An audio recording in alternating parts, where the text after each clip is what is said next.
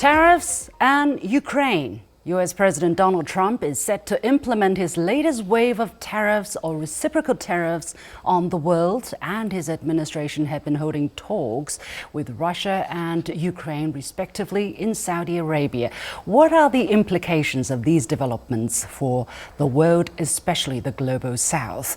Welcome to a special edition of The Point with me, Li Xin, coming to you from Beijing. And my guest today is Vijay Prashad, Director of Tricontinental Institute for Social Research.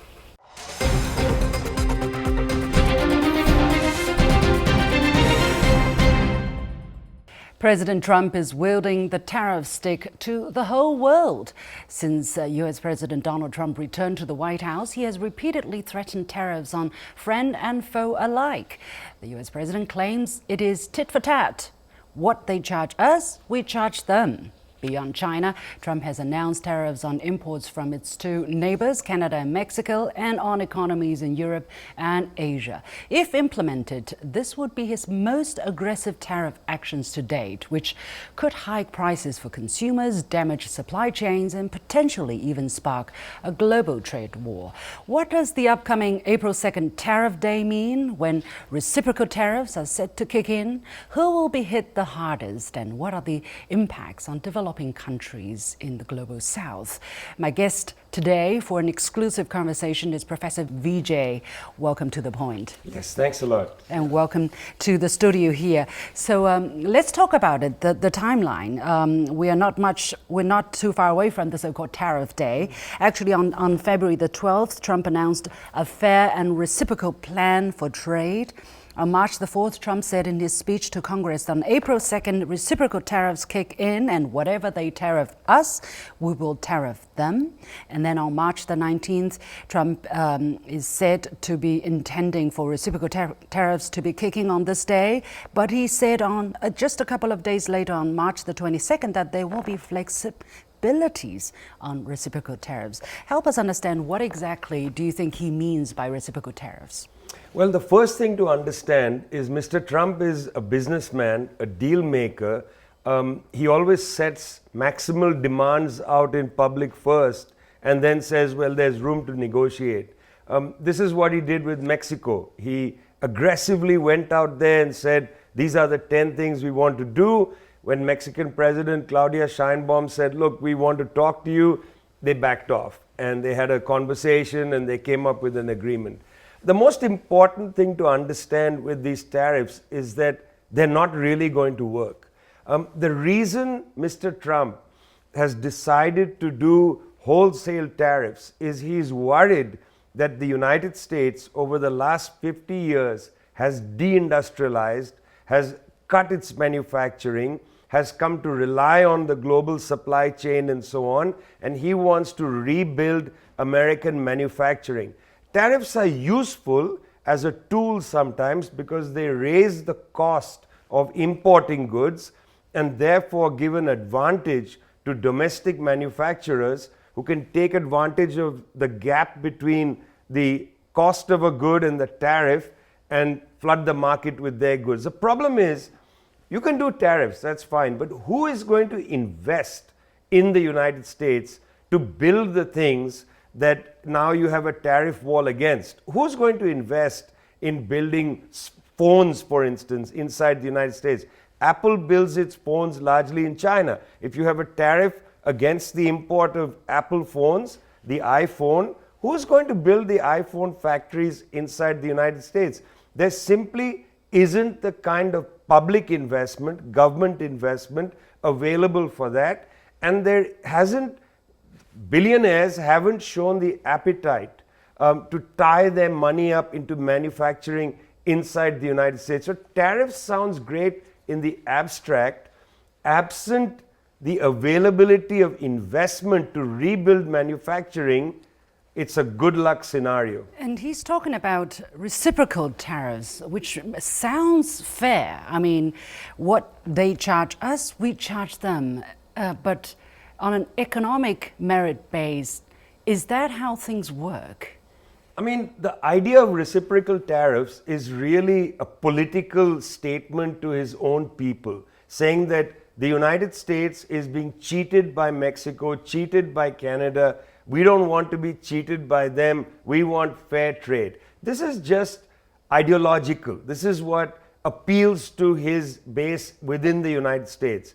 In fact, there really aren't tariffs by other countries against the United States. Most countries are largely exporting to the United States. They are not preventing US goods to enter, because what kind of US goods are we talking about? Let's take the iPhone again. The iPhone is so much more expensive than phones manufactured in other countries that even if they came in with a subsidy, they couldn't be afforded by, say, customers in Zambia or customers in Bangladesh. They are priced out because Apple just charges way too much for them. The issue that is there before the world is that most of the world, including China, has actually moved away from reliance on the US market since the financial crisis of 2007. I mean, the reason why China developed a Belt and Road, or the reason why the BRICS project was created, was to increase trade amongst southern countries, so that trade between, say, China, Southeast Asia, India, Africa, and so on would increase. So you wouldn't rely on the US market. And I think Mr. Trump is living in a world where everybody is exporting goods into the United States. It's not true. Most Chinese goods are not going to the US. And it would be, I would say, if you are exporting exactly the same thing, you know, for instance, I'm selling to you computers and you are selling to me computers, then how much I charge you, it would be fair to say how much you charge me. But countries are exporting different things, right? And the developmental levels are different. How can you have this kind of absolute equality, absolute reciprocity? But he seems to be able to sell these concepts, these narratives very easily. What's wrong with that? What's the problem here? I mean, it would be absurd for countries to sell each other the same goods. Okay, that's contrary to the whole idea of trade. Why should I give you a computer and you give me a computer back? Makes no sense. If we want to talk about reciprocity in trade and unfairness in trade, we should put on the table the weapons industry. I mean, the United States saturates the world with weapons. It is the world's largest exporter of weapons to countries around the world. Mm-hmm. It's a way to effectively recycle some of the trade deficit that the US has and so on. Let's put that on the table. Let's see how fair that is. You know, the United States goes to countries and basically strong arms them to buying weapons from US arms manufacturers like Lockheed Martin and so on. That's never on the discussion when we talk about trade. That's sort of kept in a separate envelope called security. So when you have partial fairness, you're not being fair, actually. I mean, there is no fairness in trade, you know, just to be quite clear. Because, I mean, as you said, there are different countries, different levels of development. A country is an exporter of soybeans. Another country is an exporter of electronic goods. There is no fairness in trade. What you require is international procedures, international understanding, that you don't want a country that's an exporter of copper or raw nickel like Indonesia to continue to export raw nickel.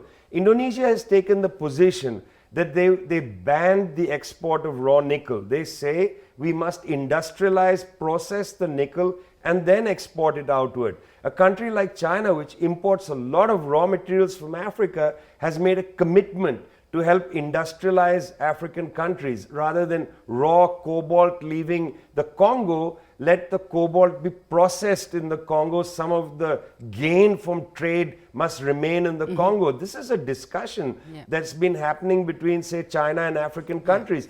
There is no fairness in trade. There is fairness in the relations between countries. So by using these simplistic approaches, he has basically managed to set the agenda and manipulate, the discussion. Let's not be swayed by that. But is he going to start really a trade war with the with every country in the world and say you charge me. I mean, that's going to create a huge uncertainty for businesses. It's unimaginable, and yet he's talking about it. His team is proud of it. What's going on here? I mean, is there an ounce of sanity left in that administration? Well, it's a good question to ask, and it's not just that administration. This is important.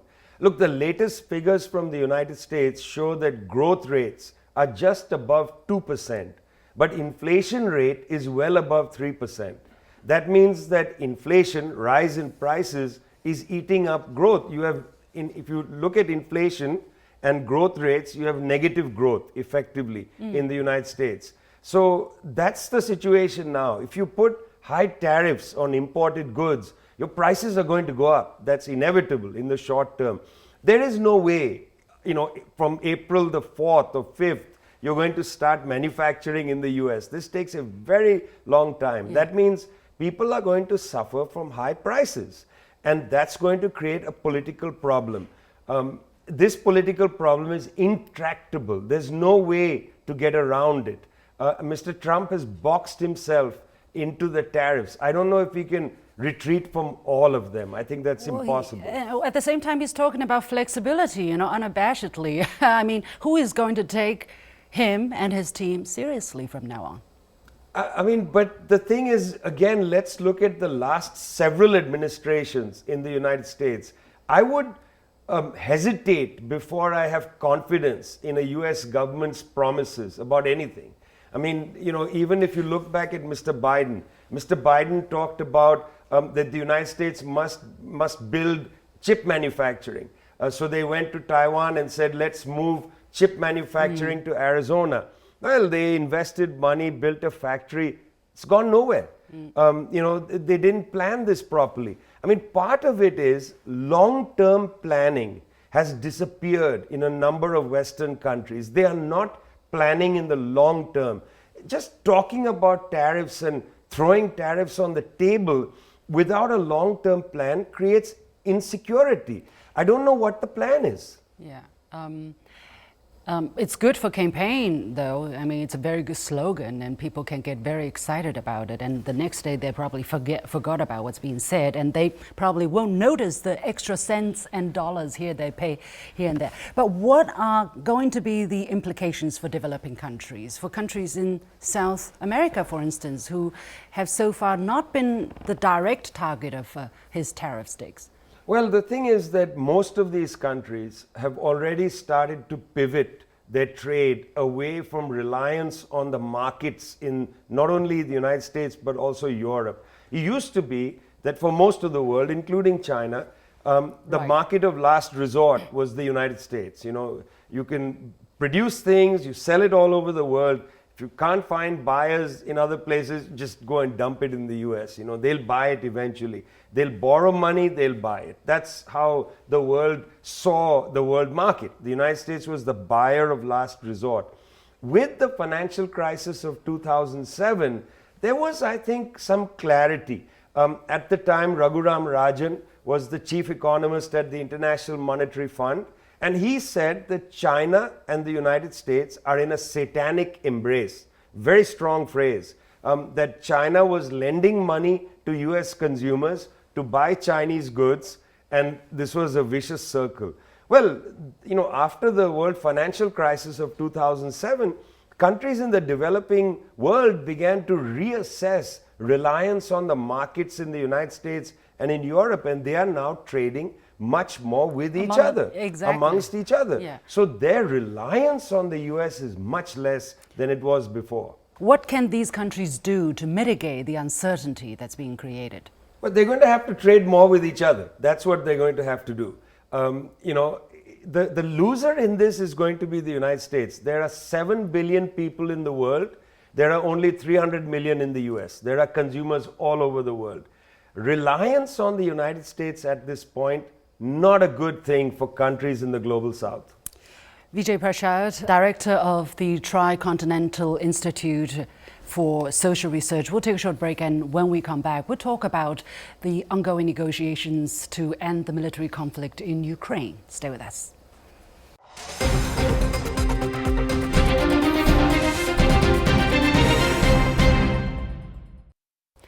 Welcome back. U.S. talks with Russia and Ukraine appear to be gaining momentum. On March the 24th, Russia and Ukraine are set to hold separate talks with U.S. officials in Saudi Arabia.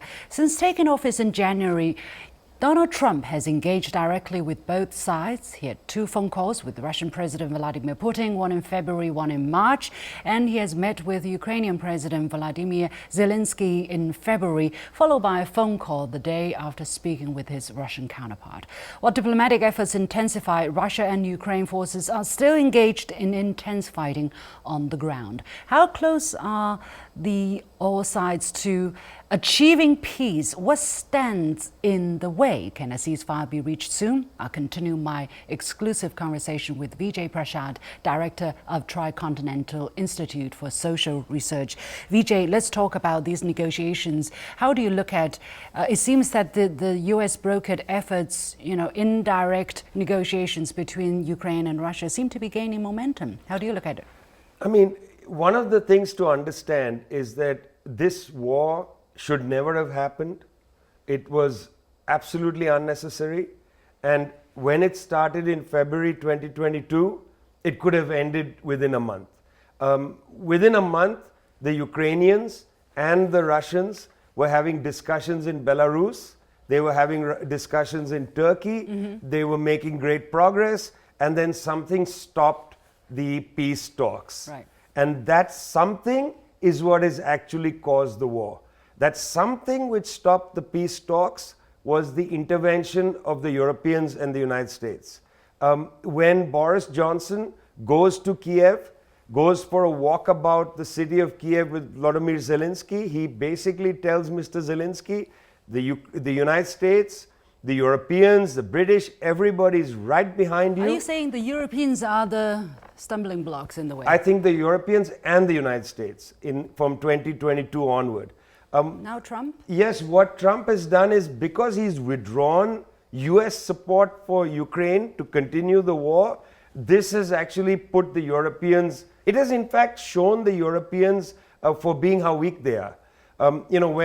When Keir Starmer of Britain makes a statement saying that if Vladimir Putin doesn't accept the ceasefire, there will be consequences. Well, Mr. Starmer, what consequences? Britain has no ability to inflict consequences on Russia. France has no ability to inflict consequences, nor has Germany. None of these countries have the military ability to inflict consequences on Russia, only the United States. It was the United States that egged on this conflict from at least 2014, if not when the Soviet Union collapsed, when the United States felt, well, now we control all of Europe, and pushed forward the expansion of the North Atlantic Treaty Organization, NATO. It's interesting, just to make this point, that as the European Union expanded, NATO expanded. It's almost as if the United States didn't want to permit Europe to expand without US influence. And the expansion of NATO closer and closer to the Russian border initially was not seen as a problem by Boris Yeltsin. But Mr. Putin understood that this is a serious problem for Russia, and that provoked the conflict. And now the US is playing the role of a peacemaker. I'm not sure if I would use the word peacemaker. At least they want to end this conflict. I think Mr. Trump has made a break from about 40 years of US idealism. In US foreign policy, there are 2 branches. There's the idealists and the realists. The idealists controlled foreign policy from Bill Clinton onward. The idealists believed that you could use US power, military power, sanctions, bullying, force, etc., to make the world in the US image. That was the idealist gambit. Shining city on the hill. Shining city on the hill, globalization, we'll just tell people what to do, we'll go and get rid of the government in Iraq, we'll build a free market society, and so on. Mr. Trump has returned to some influence realists. These are Henry Kissinger type right-wing realists, people like Elbridge Colby, the grandson of William Colby, head of the CIA. He runs the China policy in the Trump administration. There are people like that who are realists. The realists say, look, Ukraine cannot defeat Russia. Russia is a nuclear power. Ukraine has to live in the neighborhood of Russia. This is not a winnable war. So as Europe. So does Europe, and you can't weaken Russia. The claim made by Lloyd Austin, the former defense secretary in the administration of Joe Biden, he said in Kiev, the aim of this was to weaken Russia. How are you going to weaken Russia? Russia is an enormous country. It has a nuclear arsenal. You can't weaken Russia. Mr. Putin is pretty popular in the country. This is not a feasible or realistic outcome. Mr. Trump has understood that. This is not a winnable war. So if you can't win a war, you've got to sue for peace and end it. And I think he is coming into this from a realistic standpoint, not as a peacemaker. The statement he made to Mr. Zelensky is interesting, where he said, what do you want? Do you want World War III? I think that's a pretty straightforward statement, that this, if it persists, can actually lead to something catastrophic, and they don't want a catastrophe. They don't want to be seen as brokering the peace, let's put it this way. The US did pressure Ukraine to sign a minerals deal. What's going to be the implication? I mean, for me, watching from a distance, this is very ugly, honestly. You know, you're basically taking advantage of a very small country and say, look, you've got to give me something if you want me to do something for you. What do you see? How do you see the situation? This has been the situation with the United States for the last 80 years. You know, if a small country doesn't behave properly, the leader gets couped. This happened in Guatemala, it happened in Iran, it happened in so many countries. You know, in Iran, Mohammad Mossadegh said, we want to nationalize and control our oil. The United States and Britain got rid of him. This attitude to small countries is not new. If you don't give us what we want, you are going to go. We've seen this a long time before. Actually, underneath this deal in Ukraine is something fundamental. Right now, most companies around the world rely on China for 95% of rare earth minerals. 95%. The United States is interested in breaking away from that reliance on China.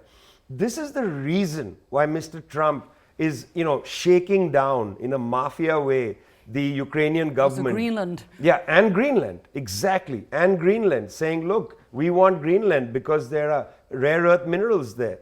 This is what's going on behind the scenes in a way.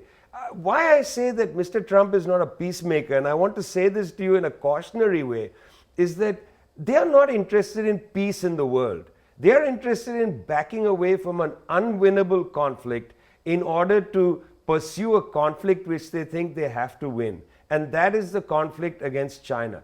They think the economic war against China is the war they have to win. Mr. Colby is realistic enough, and in his writings, he's the main advisor to Trump on China. In his writings, he has said that China's development, its advance in telecommunications, in robotics, high-speed rail, etc., is a challenge to the US economy, to US high-tech corporations, which are the engine of the US economy.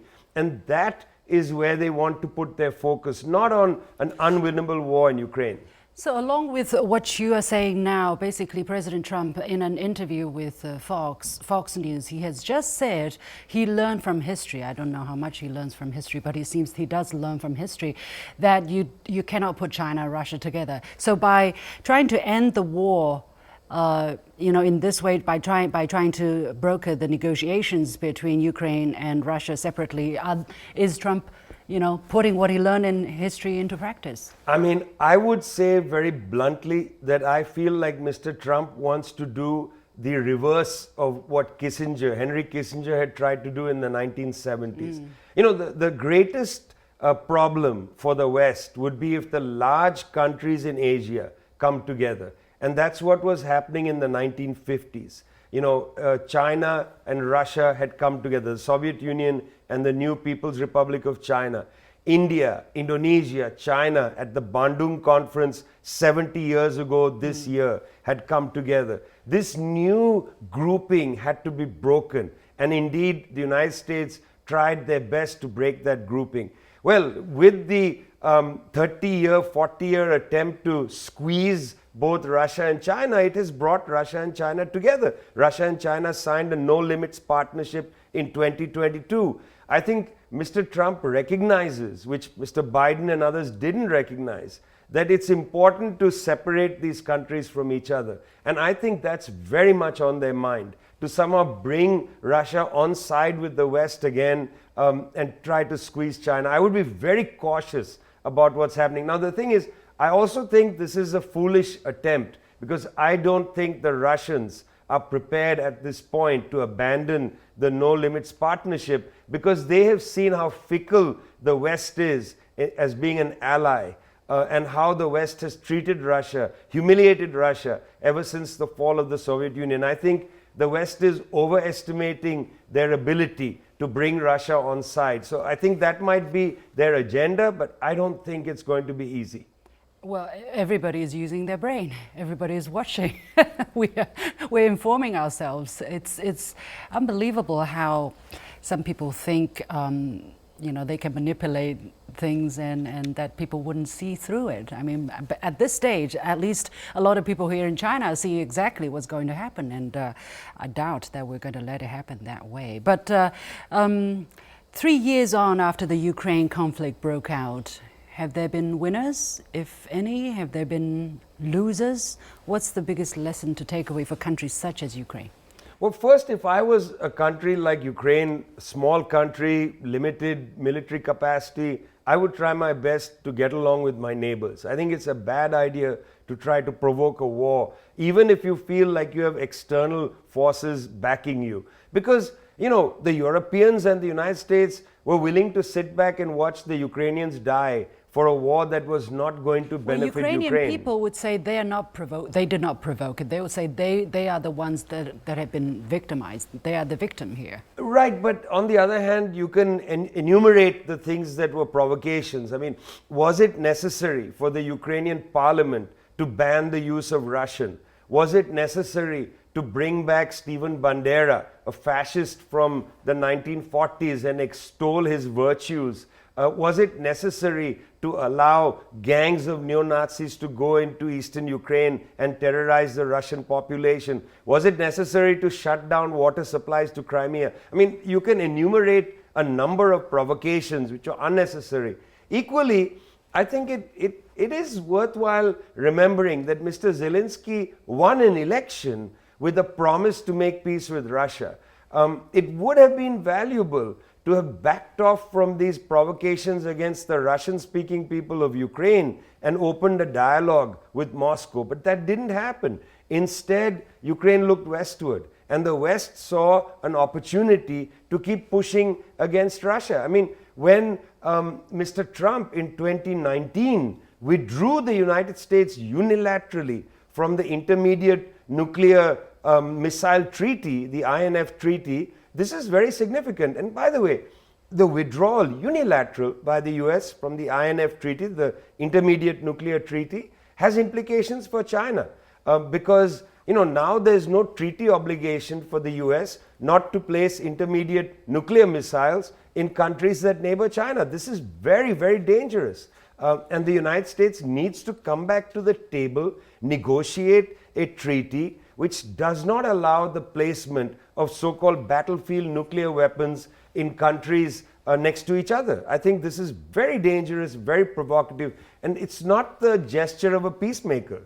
We have to leave it there. Thank you so much, Vijay Prashad, for sharing with us your valuable insights. It's too short, but we hope to bring you back the next time. Vijay Prashad, Director of the Tricontinental Institute for Social Research. And with that, we come to the end of this special edition of The Point with me, Liu Xin. As always, you can follow me on Facebook and X using the handle Liu Xin in Beijing. On behalf of the team, thank you for watching. You've got The Point.